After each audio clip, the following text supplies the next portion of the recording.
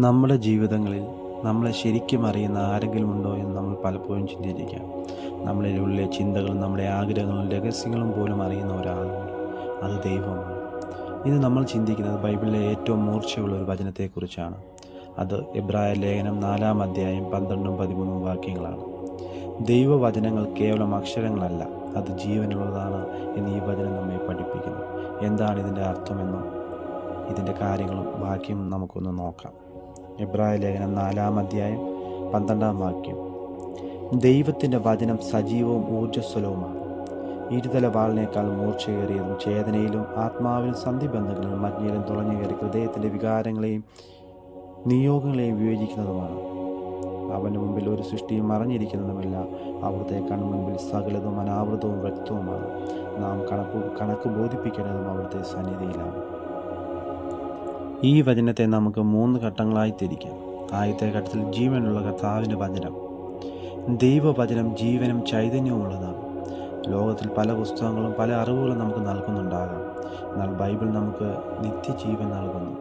ഇത് വായിക്കുമ്പോൾ വചനം നമ്മളോട് സംസാരിക്കുന്നു.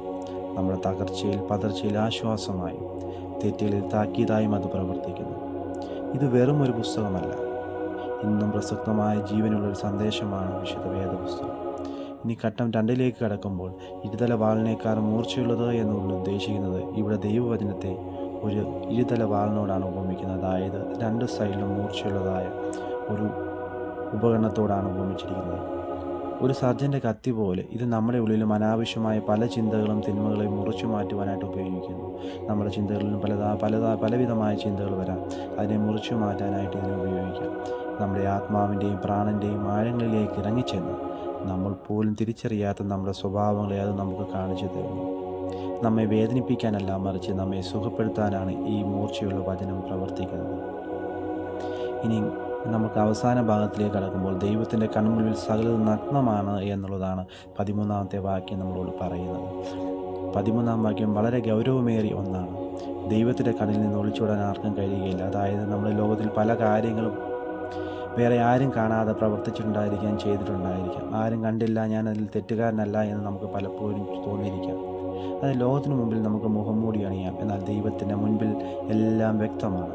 ഇത് നമ്മെ ഭയപ്പെടുത്താനല്ല, മറിച്ച് ദൈവത്തിന് നമ്മെ പൂർണ്ണമായും അറിയാമെന്നതുകൊണ്ട് അവൻ്റെ മുൻപിൽ നമുക്ക് സത്യസന്ധരായിരിക്കാം. തെറ്റുകളിൽ നിന്നും കുറ്റങ്ങളിൽ നിന്നും ഒഴിഞ്ഞ് ജീവിക്കുവാൻ നമുക്ക് ശ്രമിക്കാമെന്നതാണ് ഈ ഒരു ഭാഗം നമ്മെ പഠിപ്പിക്കുന്നത്. സുഹൃത്തുക്കളെ, ദൈവവചനം കേവലം വായിച്ചു തീർക്കാനുള്ളതല്ല, അത് നമ്മുടെ ജീവിതത്തിൽ ദൈനംദിന ജീവിതത്തിൽ പ്രവർത്തിക്കുവാൻ അനുവദിക്കണം. ദിവസവും വചനം വായിക്കുമ്പോൾ അത് നിങ്ങളുടെ ഹൃദയത്തെ ശുദ്ധീകരിക്കുകയും നിങ്ങളുടെ രഹസ്യങ്ങളും സങ്കടങ്ങളും ദൈവത്തിന് അറിയാമെന്ന ബോധ്യത്തോടെ അവൻ്റെ സന്നിധിയിലായിരിക്കുക. വചനം നിങ്ങളെ പുതിയൊരു വ്യക്തിയാക്കി മാറ്റും. ദൈവവചനത്തിൻ്റെ ഈ ശക്തി നിങ്ങളിൽ ജീവിക്കുവാൻ, ജീവിതത്തിൽ പുതിയൊരു സൃഷ്ടിയാക്കി മാറ്റുവാൻ അനുഭവത്തിലൂടെ നിങ്ങൾക്ക് ഇടയാകട്ടെ എന്ന് പ്രാർത്ഥിക്കുന്നു.